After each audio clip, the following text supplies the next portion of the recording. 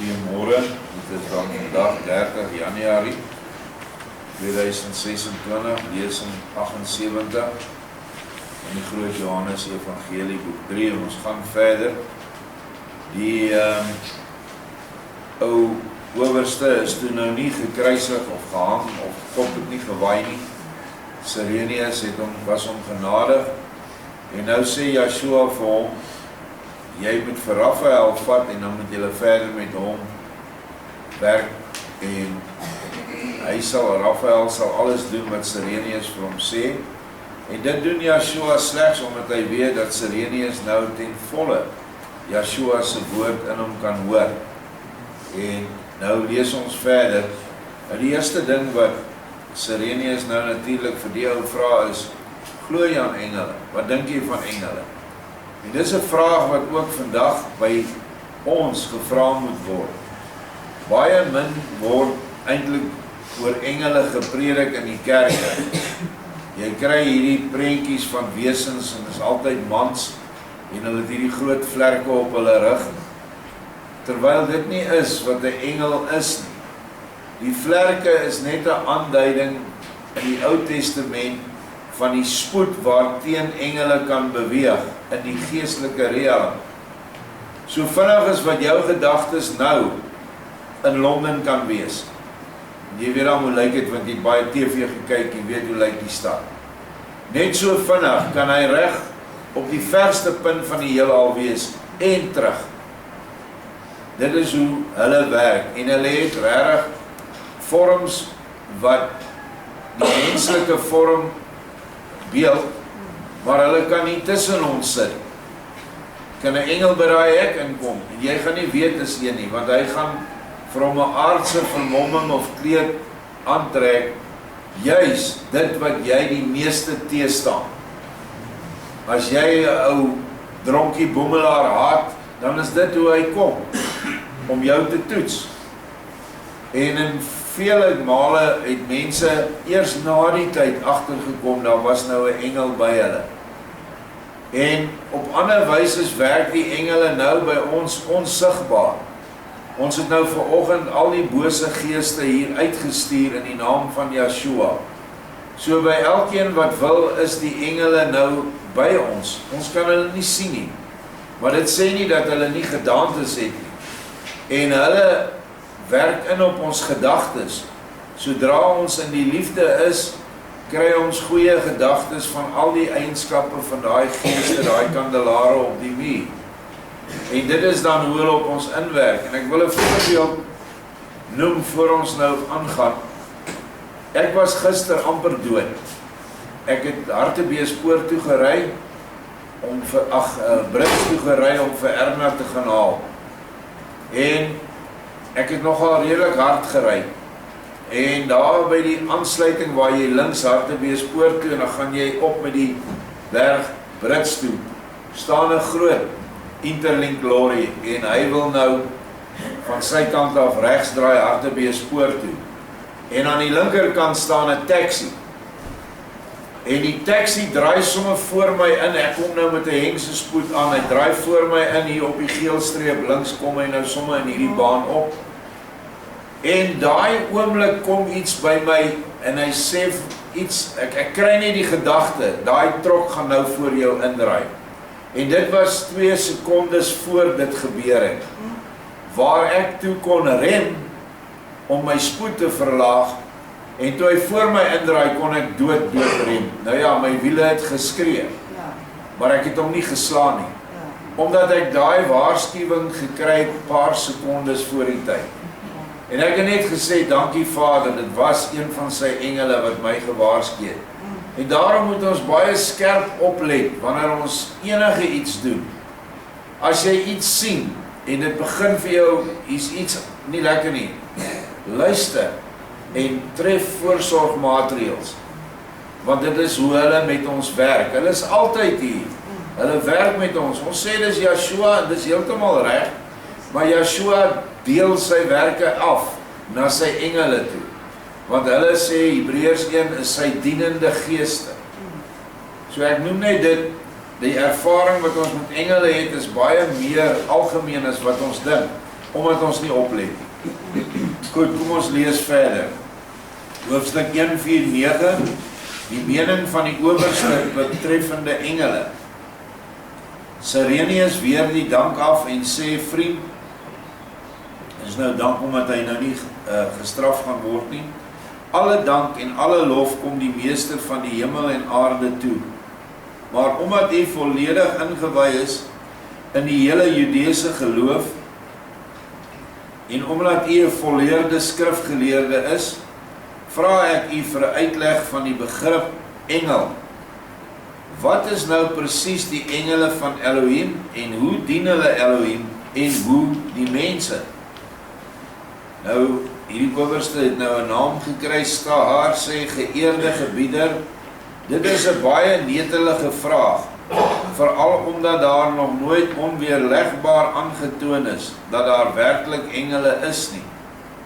Die skrif praat by verskillende geleenthede wel oor hulle, maar nêrens staan 'n silabe oor wie en wat die engele self eintlik is en hoe of op watter wyse hulle Elohim en die mense dien nie.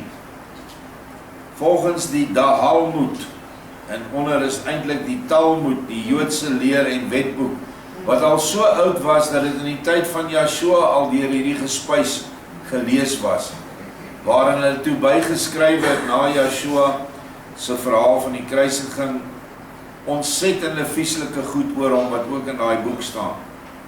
Volgens die Talmud moet 'n mens die goddelike wesens sien soos vlammebundels uitstromende kragte, wat gouer as 'n gedagte in alle rigtings vanuit die ewige ondeurgrondelike sentrum van hulle Elohim hulle werking het, so ongeveer soos deur die son uitgestuurde ligstrale. Dit lyk vir my ook die mees aanvaarbare, maar of dit 'n regte en met die waarheid ooreenstemmende verklaring is 'n ander vraag, waarop waarskynlik 'n sterflike mens nooit die regte antwoord kan gee nie. Nou hier praat die ou nie werklik die waarheid nie, want die boek Henog was in daardie tyd deel van die geskrifte van die Israeliete of nou Juda, waar hulle nou die boeke die bewaarders van die geskrifte geword het.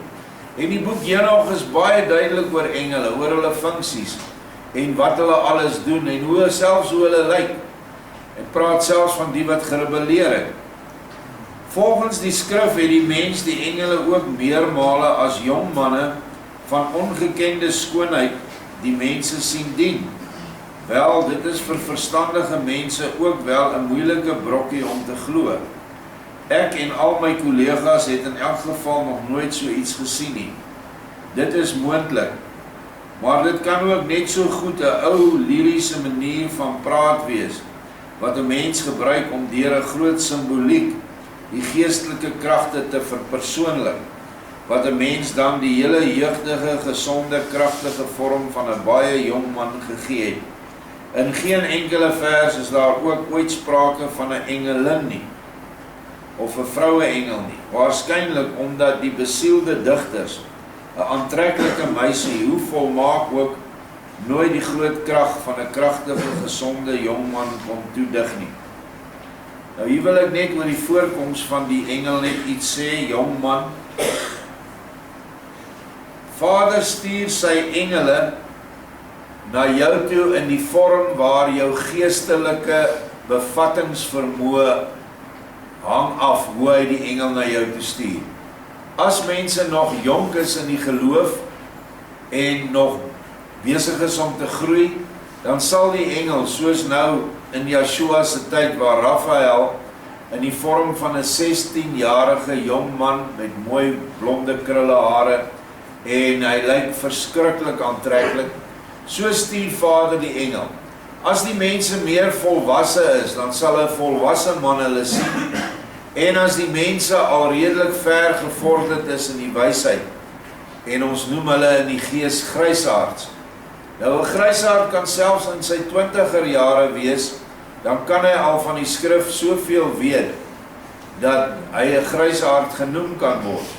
Iemand soos Samuel, wat al van kinds af, was hy 'n baie wyse man.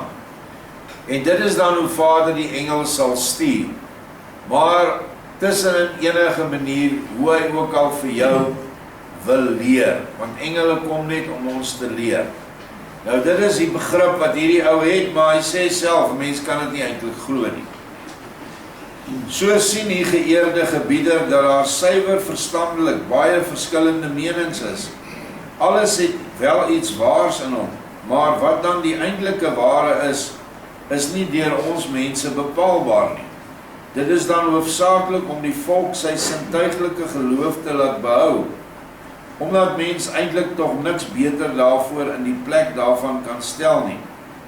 Maar dit is dan ook al wat ek hier op die baie belangrike vraag as antwoord kan gee. Want ek kan by u tog nie met die verhale aankom wat 'n mens vir die volk daaroor vertel nie. Sirenius sê, u glo dus nie volledig aan 'n liggaamlike, persoonlike verskyning van 'n engel nie. Staar sê, nie slegs nie volledig nie, maar glad nie. Want ek het nog nooit die eer en die voorreg gehad om iets dergeliks selfs maar in 'n droom te sien nie. Laat staan nog in werklikheid. En al my kollegas waarmee ek oor hierdie sake eerlike gesprek gehad het, kon my ook niks anders sê as wat ek self reeds lank ondervind het nie. Daarmee wil ek egter losstaande van my eie mening nie die uiterste moontlikheid heeltemal uitsluit nie, maar een ding is seker, dat so 'n engelgees homself sonder 'n natuurlike medium nog baie minder as iets wesenliks aan ons sinne kan voordoen, as 'n ligstraal wat hom kan manifesteer sonder 'n weerkaatsende medium. Daar is geen twyfel daaraan dat die ligstraal van die son eerste deur die lig gaan voordat 'n mens die resultaat daarvan op die aardbodem ontdek nie. Maar in die lig kan hierdie, omdat die medium nog te yl is, geen gras word nie, terwyl hy op die aardbodem hom net soos 'n proteus in alles kan verander wat hy maar in die materie aangebied kry. Daarom dink ek dat 'n mens in die algemene aard van die dinge oral 'n sekere dwingende orde kan ontdek, maar nooit iets sien ontstaan waar daar nie 'n verstaanbare rede voor is nie, en waar daar 'n bepaalde verskynsel nie altyd eers 'n bruikbare medium aanwesig is nie. Omdat 'n mens dan ook by die sorgvuldigste waarneming van die natuurlike dinge nêrens onverwagte dinge ontdek nie, is ek teen alle sogenaamde wonders of wonderwerke en teen die in persoon optrede van 'n gees onder watter omskrywing ook al, het sy 'n engel of 'n duiwel, 'n god of sy teenpool. Ja, 'n hoë gees kan hom manifesteer, maar nooit anders as in vlees en bloed nie. Al die ander is die fantasie van 'n geesryke mens, of dit is 'n suiwer leuen. Nou ja, dit wys net vir ons dat hierdie ou se hele geestelike bevattingsvermoë is zero. Hy het nog nooit geleer om in die gees iets te verstaan of op te neem in sy wese nie. En dit is soortgelyk vandag wat ons kry by die meeste ou stoere volkskerke, die susterskerke. Hulle glo glad nie aan hierdie goed nie. Die ou wat saam met my dogter van Sion begin het, was 'n dominee uit die NG Kerk uit, dominee Ben Marie. En hy is gefire by daai kerk, gebruik daai woord want ons weet wat dit beteken. En die rede was, omdat hy vir die mense geleer het dat daar duiwels en demone is wat manifesteer en wat die mense beset en aanval. En hulle het vir hom, en dit was in 'n saak in die kerk, 'n tipe kerkhofsaak waar hy was, wat baie volledig in die rapport berig is, nogal op die voorblad. Ek het die berigte daai tyd gelees. En die NG Kerk het daar ontken dat daar 'n manifestasie van Satan moontlik kan wees. Daar is nie so iets nie. Die woorde was, daar is nie 'n Satan nie. En dis wat hulle nog vandag glo, maar hulle vertel jou ander goed in die kerk, maar hulle glo nie daaraan nie. En hulle wil ook nie hê dat hulle predikante oor hierdie goed moet praat nie. Dis hoekom hierdie ou toe weggejaag is. En ek moet vandag sê, dat die lering wat ek by hom gekry het in die begin van my ontwikkelingsperiode was vir my ontelbaar waarvan betekenis. Want ek kon leer oor hierdie goed, waar hulle werk en hoe hulle werk. Want ons het maar altyd net gedink, hierdie ou is 'n alkoholist, of daai ou is 'n vroueslaner. Ons het nooit die demoniese wesens agter dit gesien nie. En ons het dit nooit aangespreek nie. En dit is hoekom die kerke deur Satan gelei word. En ek sê dit vandag. Hulle lei die kerke se leraars, sodat hy wat Satan is, 'n baie lekkerder en vryer lewe het om die mense na hom toe te trek. En dit is so hartseer dat ons nie die kennis kon kry waar ons dit moes kry nie. Nou gee Vader vir ons kennis in hierdie verhale.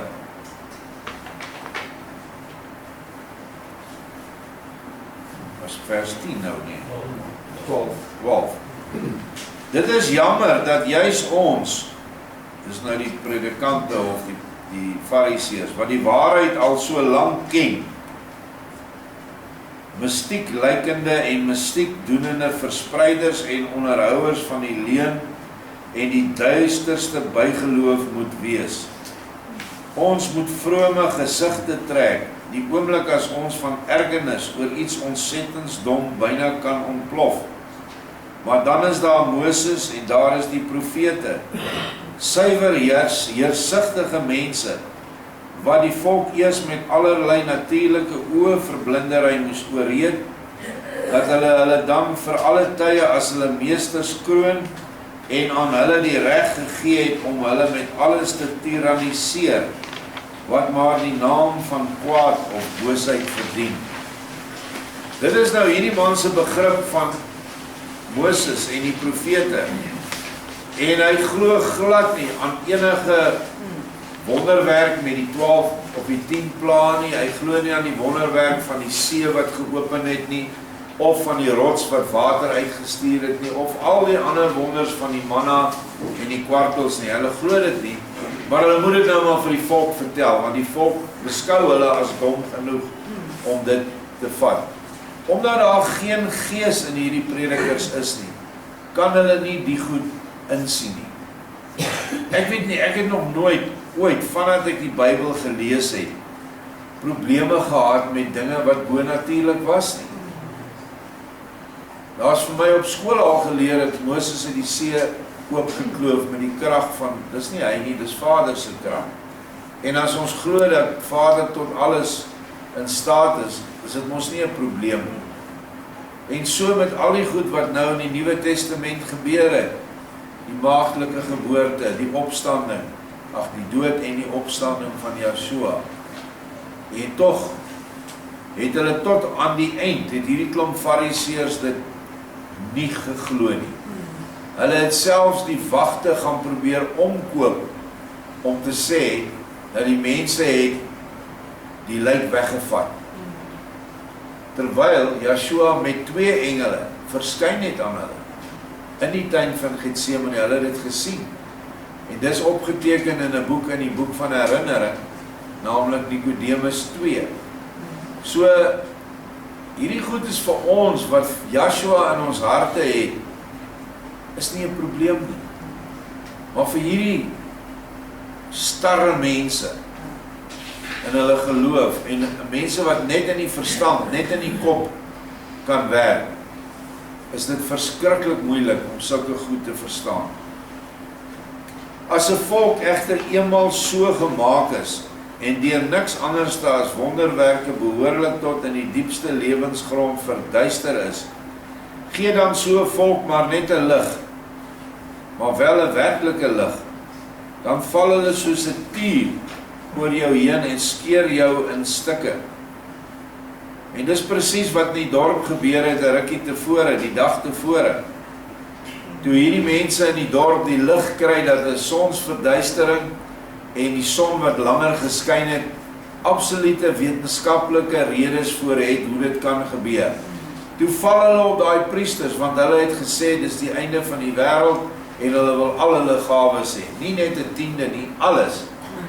En toe hulle die lig kry, toe val hulle hierdie klomp verleiers aan. En dis wat ook nou aan die einde van die tyd gebeur. Die verleiers se tyd is amper klaar. Ons moet net geduldig wag, want wanneer die verleiers ontmasker is, dan sal Vader se woord manifesteer deur sy knegte reg oor die aarde, wat ons dan kan noem die voorbereidende bruid, of die voornemende bruid van Yeshua. En dan moet ons kragtig weet wat om te sê. En hoofsaaklik gaan ons vir hulle uit hierdie nuwe openbarings insig gee, wat hulle nie sal kan glo in die begin nie, maar dit sal aangryp, omdat hulle die liefde gaan erken waardeur hierdie woorde gegee is. Daarom is dit nog altyd beter om 'n eenmaal baie dom gemaakte volk by die oeroue dom geloof te laat en hulle opnuut met namaak wonders op te fris en tot lewe te bring en dan moeite te doen om so 'n volk in te lig, omdat daar by 'n eenmaal baie dom gemaakte volk in die algemeen glad nie meer iets bygebring kan word nie. In die Duits het ons 'n woord, volksverdomming, wat eintlik beteken 'n volk se verdoeming deur hom dom te maak. En dit is presies wat in ons volk gebeur het. Die dominees het van kinds af die volk verdoem deur hulle te verdom. En nou kom ons met goed soos wesens op die planete wat ons kan sien, Jupiter, Saturnus, Mars. Hulle kan dit nie glo nie, want hulle is verdom in die kerke en die skole. En ons begin praat van wonderwerke, dan wil hulle dit nie glo nie. Wie kan sulke nonsens glo? Omdat hulle net in die verstand is. Wat die leraars in die kerk en die skool eers ons gedoen het, is wek die mens se gees op. Wek die kind se gees op. En hoe wek jy die kind se gees op? Deur hom te leer om nederig, dankbaar en in liefdeswerke te leef. Baie soos wat die Japaneese vandag hulle kindertjies tot op 12 jaar opvoed. Geen boek leergeleerdheid kom by hulle tot op daai ouderdom. Maar hulle is so beleefd teenoor mekaar. Hulle is so behulpsaam teenoor mekaar en teenoor ander mense. Hulle sal byvoorbeeld nooit oor 'n rooi lig stap nie. Hulle sal wag en dan stap hulle wanneer dit vir hulle groen is om te loop. Hulle het so 'n opvoeding dat daar eintlik nie kinders is, of in die kinders se skole is daar nie eers mense wat skoonmaak nie. Daar's nie skoonmakers in hulle skole nie. Daar's ook nie mense wat kos voorberei vir hulle nie. Hulle doen dit self, al op daai laerskool ouderdom. En dit is dan wanneer jy 'n gees ontvanklik maak vir hoër geestelike dinge. Ongelukkig in Japan natuurlik, met hulle stoïsynse geloof, is daar nou nie Yeshua nie, maar die ander heidense goed wat hulle aanhang, hou hulle daarom later in beheer. Maar as ons dit by ons kinders kon bygebring het, dan sou hulle 'n geestelike stelling net so opgeneem het. Maar nou is hulle vandag oor die algemeen, nie almal nie, maar oor die algemeen, rebels groot gemaak. As hy iets wil hê, dan wil hy dit hê, en te hel met jou as hy dit nie kry nie. Hy sal sy willetjie afdwing, hy sal skree en hy sal 'n tantrum gooi tot hy sy wil kry. Die ouers wil nou nie met die kind in 'n opvoedingsstryd gaan nie, dan sê hulle, okay, kry maar. Nou net soos wat hy met sy ouers is, gaan hy wees met sy maatjies, gaan hy wees met sy onderwysers, en gaan hy wees in die kerk.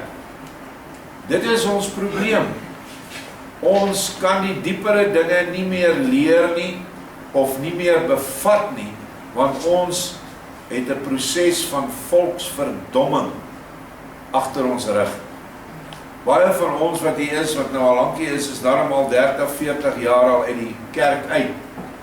Maar daar moet jy ook nog gaan jy te doen kry met valsheid. Ander mense is seker nog gister in die kerk gewees en sê maar vir my wat jy daar leer.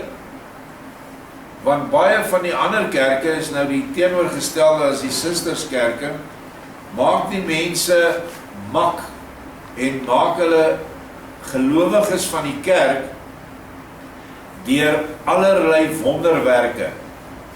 Soos byvoorbeeld die spreek in tale. As jy in daai kerk is en jy praat nie in tale nie, of ons noem dit nou spreek in tale, dis nie waar nie. Die spreek in tale is 'n Bybelse begrip, maar die brabbel in tale is van die Satan. Dit sê ek nou vandag sonder vrees. En die uitleg van daai brabbel is ook van Satan. En die mense sê, dis so wonderlik. Het jy gehoor wat broer gesê het? Die Here het vanmôre met hom gepraat. En suster so en so het dit uitgelê. Nou wonder ek, wat sal die pastoor doen as suster so en so die gebrabbel wat niemand kan verstaan nie? Partykeer is dit in 'n taal wat die ontsettendste vervloekings van Yeshua voortbring. As suster gesê het, broer so en so, die Here het gespreek en gesê die dominee moet sy salaris halveer, of die dominee of die pastoor dit sal doen. Ek glo nie, so hulle glo ook nie eintlik in die goed nie. Dis vir die dom, verdoemde volk. Dieselfde met die omval in die gees. Die pastoor kom, dan maak hy net so, dan val die ouens om, en hulle lê daar, en dan het hulle nog die lag in die gees. Al hierdie toertjies kan jy gaan kyk op YouTube, hulle het video's van die goed. Gaan kyk oor die Toronto Blessing. Dis alles goed wat die mens gebruik om die volk te verdom en te verdoem, maar hulle vas te hou. Want moenie 'n fout maak nie, daai gees is lekker. As jy eers in daai gees is, dan is dit lekker. En dan word jy so tuis in daai gemeente, dat jy jou nooit daar uit kan kry nie. Dit is die ding, as jy kan die mens dalk uit die kerk uit kry, maar jy kry die kerk nie uit die mens uit nie. Dit is baie, baie moeilik. En dit is ons opdrag. Ek weet daar is baie mense wat nie gelukkig is met my, omdat ek so die kerke aanvat nie. Maar dis my werk. As ek nie vir jou sê, pas op vir daai ding nie, dan gaan jy agter 'n blinde aan, en dan val ons almal in die sloot. En ek wil nie hê jy moet in die sloot val nie. Jy het uitgekom, jy's hier, Vader het jou hiernatoe gelei, en nou moet jy hom soek, en hom alleen volg. Moenie my volg. Volg hom, die een wat vir jou gesterf het, en vir jou opgestaan het. Maar eers moet jy dit glo, dat hy dit gedoen het, om hom te volg. En dit is 'n geestelike skuif van die kop na die hart toe. Net 300 mm, maar dit is die langste trek van die mens in sy lewe. Ek noem dit die groot trek van die gees, of die voortrekker trek van die gees. Van hier tot hier. Ons gaan verder. Daar was 'n tyd dat ek elke mens wat met 'n wonderwerk die tog al so domme mensdom blykbaar nog dommer wou maak, soos 'n woedende tier aangeval het vanweë sy skandelike daad, en hom indien moontlik selfs gedood. Maar later kom ek na baie verhewe pogings tot die oortuiging dat die eenmaal te dom gemaakte mensdom glad nie iets geleer kan word nie, en ek ontdek toe ook dat ek heeltemal ongelyk het om die mense aan te val, wat soveel moontlik die volk met namaak wonders vir die ou bygeloof wil bevestig. En ek wil net hier iets tot verligting bring. Hierdie ou kerel, hy's nou 78 jaar oud. Hy het vir Sagaria vermoor. En Sagaria het net voor sy moord, het hy 'n engel het hom besoek in die heilige. En die engel het vir hom instruksies gegee, sekerlik nie baie mooi instruksies oor die tempel wat so skeef getrek was nie. En as gevolg van daai woorde van Sagaria, wat hy van 'n engel gekry het hierdie klomp fariseërs hom glad nie geglo nie, want hulle glo nie in engele nie. Hulle glo nie in wonderwerke nie. Toe vermoor hulle vir Sagaria. En hy blykbaar is die voorbok gewees. So as net sê, kyk wat hierdie ou, wie hy is. Ek glo dat ek nou openhartig gepraat het. Dat ek my teenoor die volk baie anders moes toon, sal hy hopelik ook wel sonder ergernis insien. Maar dat ek self altyd 'n baie ander mening daaroor gehad het, gee my innerlike beter oortuiging wel aan, wat ek nie nooit kon toon as ek dit nie al gehad het nie. Wonderdoeners doen my teenswoordig niks meer nie. Hulle moet egter nie, soos gewoonlik, uit broodnyd teen ontwikkelde mense soos ek te kere gaan nie. Maar hulle moet ons daarin teen help. Dan sal dit met ons almal goed gaan. Want 'n mens moet die nikste leer mensdom nooit laat sien dat ons eintlik glad nie iets voorstel nie. Maar 'n mens moet hulle met behulp van kunsmatige wonders in die mening en in die blinde geloof laat dat ons ondeurgrondelike geheime bewaar, wat slegs deur 'n priester wat met Elohim se gees vervul is en 'n profeet wat deur Elohim self opgewek is, heeltemal verstaan kan word. Nou hierdie kunsmatige wonders is niks ander as leenagtige wonders. So hierdie ou maak gebruik van die grootste bedrog om nog steeds die volk dom te hou. Want hy is ook besig met volksverdomme en volksverdoeme.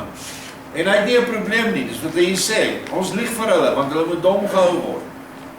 En ons moet die enigstes wees na wie toe hulle kom as hulle verligting wil hê. En dis vandag presies wat so gebeur. Ek het al hoeveel kere die nuwe openbaring en die woorde van Yeshua vir mense gegee. Dan sê hulle, ek gaan dit eers na my pastoor toe vat, of na my dominee toe. Hulle kan niks doen sonder die dominee se goedkeuring. En ek het net nuus vir jou. Die dag wanneer jy jou laaste asem uitblaas, wag die dominee nie vir jou aan die ander kant om jou te help. Dan staan jy alleen. En as jy niks bymekaar gemaak het nie, self sake nie ondersoek het nie, wat gaan jy dan aan die ander kant doen? Wanneer jy gekonfronteer gaan word met alles wat jy op die aarde aangevang het. Alles gaan vir jou oopgelê word, alle sonde, alle dinge. En die ergste is dat almal aan die ander kant, wat in jou ligvlak is, gaan dit weet. So jou grootste ou geheimpies, gaan alles aan die groot klok gehang word. En dan gaan ander wesens jou daarvoor, gaan hulle jou verskriklik pynig. Daarom het ons Yeshua nodig, daarom het ons elke oggend nodig om ons sondes te bely, of elke aand, sodat ons die nuwe dag sonder sonde kan insit. As jy jou sonde op hierdie aarde bely, en jy kom aan die ander kant, sal Yeshua nie daai sondes in die lig bring nie. Dis weg. Hy vergewe en vergeet. Maar as jy dit nie gedoen het nie, kom daai sondes in die vorm van 'n begrafplaas in jou plek waar jy nou gaan leef. En elke graf is een van hierdie gruweldade wat jy gedoen het. En dit is nie lekker nie. So, weer eens, direk tot Yeshua asseblief. Dit is voldoende, laaste vers, dat slegs weiniges insien, dat alle leringe oor die een of ander goddelike wese niks anderste is soos, onder ons gesê, los ou fabeltjies wat ontspruit het uit die menslike fantasie en verder geen enkele basis het nie. En nou het julle dit wat hy glo van die hele Ou Testament wat op daardie stadium was wat hulle gehad het. Al die Ou Testamentiese wetboeke, die boeke van Dawid en Salomo en die profete. Maar net 'n klomp ou fabeltjies. Wat sê die synode vandag, of die synodes? En ek het 'n video daar in ons biblioteek, nuwe strominge in die teologie, wat ek al baie van gepraat het. Hulle glo niks meer van die Bybel. Hulle glo nie in Noag se ark nie, hulle glo nie in Jona en die vis nie, nog minder in Yeshua se maaklike geboorte. Dis nou professore en doktore wat dit kwytraak, en dan is hulle die ouens wat die predikante leer. Nou as hy dit nie die waarheid het nie, hoe kan die predikant dan die waarheid kry? Daar selfs, hulle het so 'n gasspreker van Amerika gebring, maar jy kan sommer sien, as jy na hom kyk, dis 'n demoon, 'n Satan. Hy sê daarso, hy sê, as God so wreedaardig en ongenaakbaar was, dat hy sy eie seun doodgemaak het, wat dink julle gaan hy met ons doen? Jy kan nie vir so God lief wees nie. Dis hoe hulle die goed draai. Dis Satan in hulle. Daar is nou 'n duidelike bewys van 'n demoniese engel wat werk deur 'n mens. Want dit is wat Satan nog altyd gedoen het. Hy het in die tuin van Eden nie gekom met iets nie. Hy het net gesê, is dit nie so dat God nie wil hê julle moet dit kry? Toe Yeshua versoek is, dieselfde vir hom gesê, ek sal jou al hierdie goed gee, is dit nie so dat ek die basis van alles nie en heers oor die hele aarde nie? En elke keer het Yeshua vir hom gesê, daar staan geskrywe. En dit is wat ons moet weet, wat daar geskrywe staan. En dit sal jy nie leer deur Sondag 'n uur in die kerk of 'n 3/4 uur in die kerk deur te bring en die 3 of 4 versies wat die dominee behandel het, daarna te luister nie. Dit is te min. Ons moet die woord eet. Bedoel, net soos wat ons 3 keer 'n dag kos het, moet ons ook meermale 'n dag die woord inneem vir ons siel. Anders dan gaan die siel van honger dood. En dit is hoekom dit so hartseer is, dat mense nie bereid is om hierdie etensmaal hier in die saaltjie te kom bywoon nie. Want hulle dink hulle het dit nie nodig nie. Ja, ons almal lees seker ons Bybels, ons is so geleer, maar is dit 'n hartsbegeerte of is dit maar 'n gewoonte, 'n verstandsbegeerte? Ek weet, ek het lank verstandsbegeerte Bybel gelees, ek was in 'n koshuis. En na 'n tyd in die oggende wat jy nou al jou goed reg gekry het, dan word daar 5 of 10 minute stilte tyd. Dan moet jy moet jou Bybel lees, of jy moet op jou knieë voor jou bed wees. En as jy nie dit is nie, kry jy 'n rotta. So daar sit jy lees, maar jy weet nie wat jy lees nie, want jy het nie die sleutels nie. Jy's deel van verdomming en verdoeming.